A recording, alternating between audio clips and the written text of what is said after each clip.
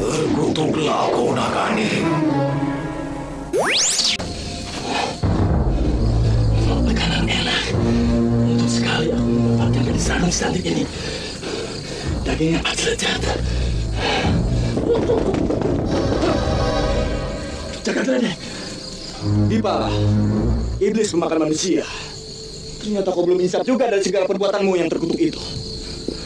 Jangan ikut campur, Jaga Gledek. Namamu sudah tercemar. Kau bagaikan seekor harimau yang berbulu domba. Bajingan. Berani-beraninya kau memfitnah aku, Dipala.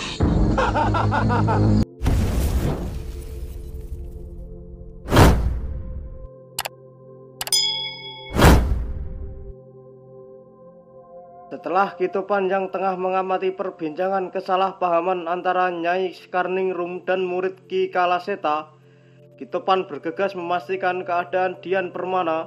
Namun benar adanya, Dian Permana tak ada di tempat tidurnya. Dan benar apa yang dikatakan murid Ki Kalaseta, bahwa ada sosok laki-laki yang tengah membopong seorang wanita. Dan ternyata wanita itu ialah Dian, yang telah diculik oleh Ki Pala, iblis pemakan manusia. Namun di saat Ki Pala tengah berhenti di suatu tempat yang hendak akan menyantap Dian Permana, tiba-tiba Untuk sekali aku mendapatkan gadis ranum cantik ini. Dagingnya amat lezat. Jaga Gledek. Dipala, iblis pemakan manusia. Ternyata kau belum insaf juga dari segala perbuatanmu yang terkutuk itu. Jangan ikut campur, Jaga Gledek. Namamu sudah tercemar. Kau bagaikan seekor harimau yang berbulu domba. Bajingan. Berani-beraninya kau memfitnah aku, Dipala. Kau memang pandai berpura-pura, Jaga Gledek. Sesungguhnya dirimu lebih terkutuk daripada aku. Memang aku iblis makan manusia. Tapi kau berpura-pura sebagai pendekar aliran putih yang sama busuknya dengan aku. mendengar pernyataan dari Ki Pala, Jaka Gledek yang merasa tidak pernah melakukan akan tuduhan-tuduhan yang diucapkan Ki Pala, iblis pemakan manusia tersebut, Jaka Gledek dengan geram dan ingin membasmi iblis pemakan manusia tersebut, hingga akhirnya terjadilah duel maut mereka berdua.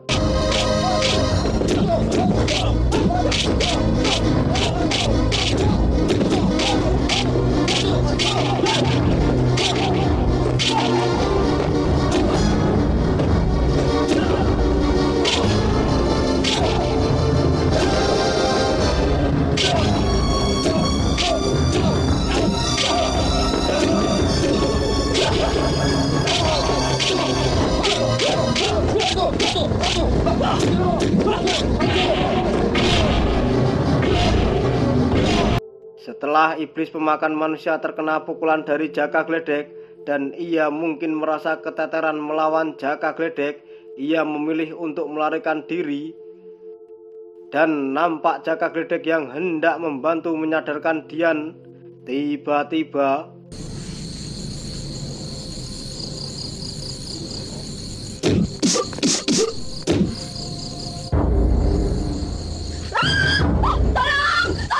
Jangan bunuh aku! Jangan bunuh aku! Guru! Guru, tolong aku! Tolong aku, Guru! Tolong aku! Tolong aku! Tenang. Apa yang telah terjadi? Apa yang telah dilakukan pemuda itu terhadap dirimu? Dia Jaka Gledek. Dia sekarang kaki tangan aliran sesat. Benar. Dia yang telah membakar desa-desa serta membunuh orang-orang yang tidak berdosa. Tidak, aku tidak pernah melakukan perbuatan-perbuatan terkutuk itu, Ki. Oh, jangan berpura-pura Jaka Gledek. Bukti-bukti dan saksi mata telah banyak. Betul, Guru. Apa yang dikatakan Paman ini betul. Aku pernah menyaksikan dengan mata kepalaku sendiri. Dia membunuh penduduk tak berdosa. dengan kaget Dian merasa dirinya terancam dan Dian juga membenarkan apa yang telah dikatakan oleh murid Ki Kalaseta, dikarenakan Dian pernah hampir dibunuh oleh Jaka Gledek di saat Dian yang hendak akan membantu para warga yang tak berdaya, dan di saat Jaka Gledek yang telah dipengaruhi oleh roh jahat yang telah dikendalikan Ratu Nagani. kau menculik muridku dari penginapan. Apa maksudnya? Tapi aku tidak pernah melakukan perbuatan terkutuk itu, Ki. Dusta. Bukti telah di depan mata. Masih saja kau mau membantah. Tapi aku tidak bersalah, Ki. Aku tidak pernah merasa melakukan perbuatan-perbuatan terkutuk itu. Akan tetapi Jaka Gledek menjelaskan pada mereka semua bahwa ia tak pernah melakukan hal keji yang dituduhkan. Dan sekaligus Jaka Gledek menjelaskan bahwasannya ia telah menolong Dian Permana dari cengkraman Ki Pala iblis pemakan manusia tersebut. Benarkah itu, Dian? Aku tidak tahu, Guru. Tadi aku tidur di penginapan. Ketika sadar, aku sudah berada di sini dan dia yang ada di dekatku. Nah, apa yang harus kita ragukan lagi, Kitopan? Sudah jelas Jaka Gledek berniat jahat terhadap muridmu, Kitopan. Kalau begitu, kita serang dia dan kita bunuh dia di tempat ini. Aku benar-benar tidak berdusta. Namun sangat disayangkan, Nyai Sekarningrum dan sekaligus Ki Kalaseta beserta muridnya sudah tak dapat mempercayai ucapan Jaka Gledek dikarenakan kabar yang telah menyebar bahwa Jaka Gledek telah menjadi kaki tangan tokoh aliran hitam. Lantas dengan bijak Kitopan mengatakan bila memang apa yang telah Jaka Gledek katakan dan lakukan tak bersalah, Kitopan menawarkan Jaka Gledek untuk ikut mereka semua ke Bukit Menjangan guna mempertanggungjawabkan perbuatannya dan ucapannya sekaligus menemui seluruh tokoh aliran putih dan biar nanti seluruh tokoh aliran putih untuk memutuskan kebenaran tersebut. Akan tetapi Ki Kalaseta yang telah ragu atas Jaka Gledek, ia meminta Jaka Gledek ikut menuju ke Bukit Menjangan dengan tangan terbelenggu dan Jaka Gledek harus bersumpah tidak akan menggunakan ilmu silatnya sebelum mendengar dan mengetahui keputusan dari sesepuh tokoh aliran putih bahwa Jaka Gledek tidak bersalah. Kalian betul-betul keterlaluan. Tapi baiklah, demi membersihkan nama baik, aku bersedia mengikuti kalian ke Bukit Menjangan.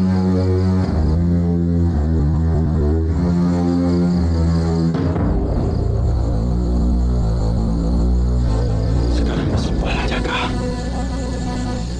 Baiklah, aku bersumpah. Aku tidak akan menggunakan ilmu silat yang aku miliki sebelum sesepuh dunia persilatan menyatakan aku tidak bersalah. Mari kita berangkat sekarang. Agar waktu fajar menyingsing, kita sudah sampai di Bukit Menjangan.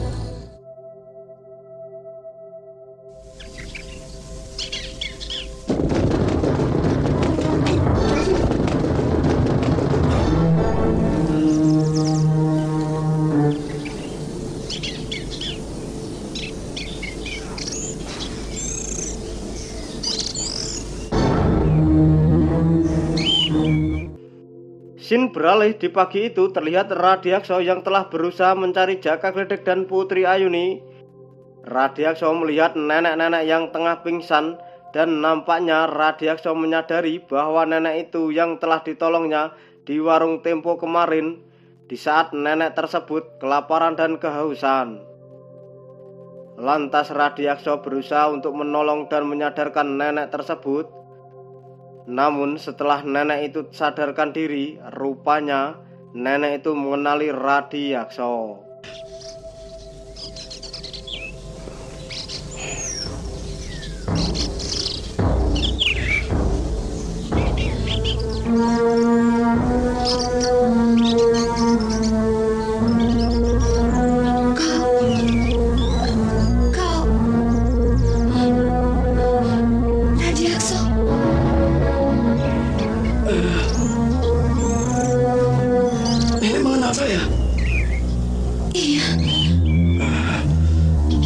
Nenek siapa? Aku Ayuni.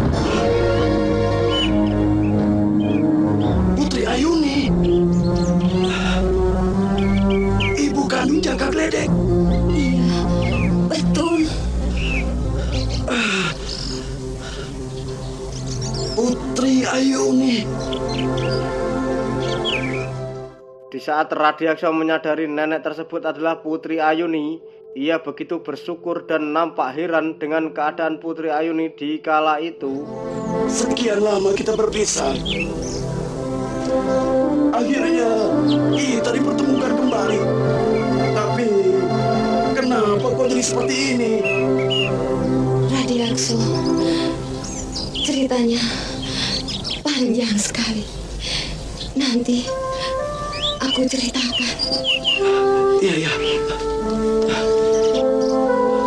Sebaiknya kita cari tempat untuk beristirahat.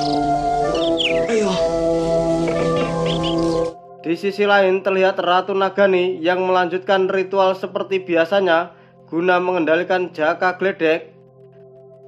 Namun tanpa disadari, keserakahan Ratu Nagani yang ingin menguasai jurus petir pada Jaka Gledek akan membawa malapetaka pada dirinya sendiri. Hingga pada akhirnya ia terkena kutukan Dewa Petir dan membuat penampilannya yang tak karuan.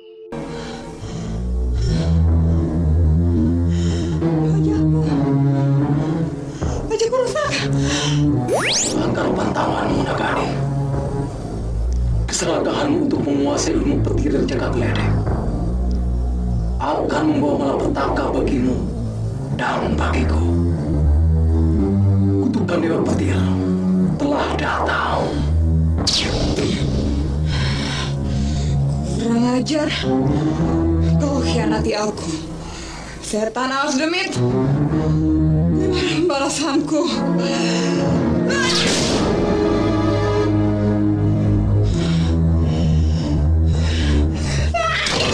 Akan tetapi Ratu Nagani yang tetap serakah, ia akan terus berusaha mewujudkan keinginannya. Lantas ia bergegas mencari bala bantuan guna menyembuhkan rupanya yang tak karuan tersebut.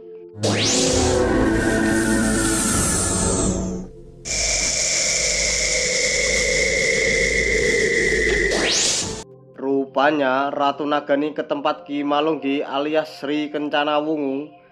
Melihat wajah Ratu Nagani yang seperti barongan, Ki Malunggi hampir tak mengenalinya. Ratu Nagani lantas menjelaskan apa yang tengah menimpanya dan sekaligus ia ingin meminta bantuan pada Maerot untuk menyembuhkan wajahnya dari kutukan melalui izin Ki Malunggi.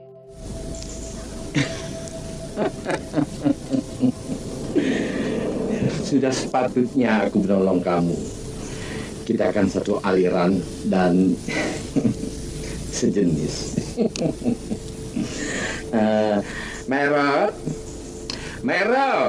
Iya, Tuan Putri. Cepat. Maerot segera datang.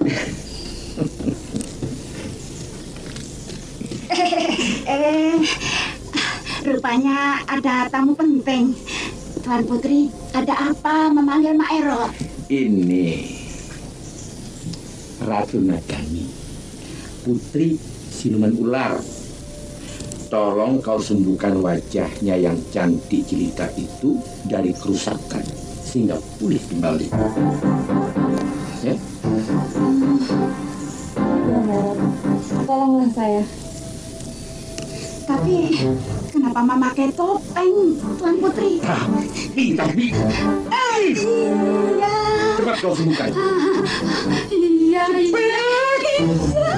Mari Kanjeng Ratu. Mari silakan. Terima kasih, Mbak.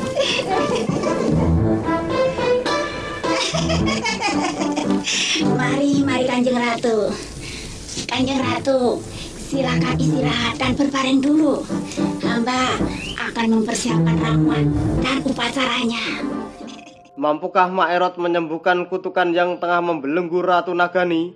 Simak terus lanjutannya hanya di AG92 Channel dan nantikan video menarik berikutnya. Akhiri salam dari Mimin. Wassalamualaikum warahmatullahi wabarakatuh.